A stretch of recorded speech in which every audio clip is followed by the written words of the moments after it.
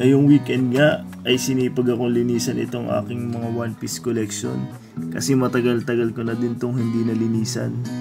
Sinimulan ko sa ibabaw, nakita nyo naman napakadaming alikabok, pwede ka na magpatambak.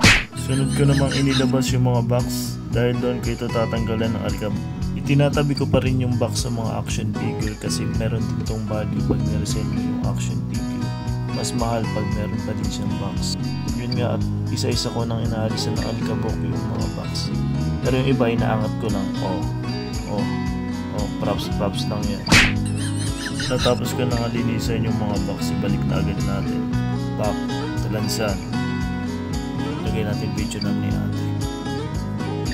Tapos nalinisan ko naman yung mga action figures. Isa-isa. Yung ibang mga figures dito bigay sa akin ng mga tropa ko.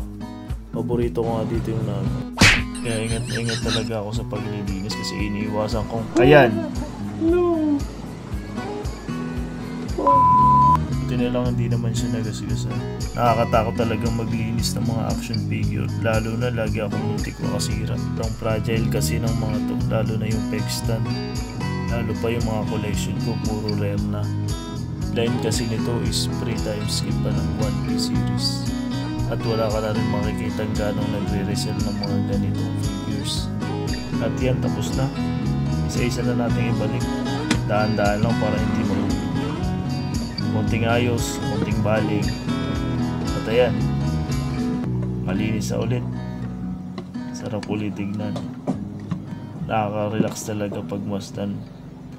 Kahit medyo masakit sa bulsa kung pagkukulik ng mga ganitong figures. Sinisipig ako gumawa ngayon ng mga contents. Makapag-vlog na lang kaya. Makapag-affiliate. Lagay ko dyan yung link sa comment section.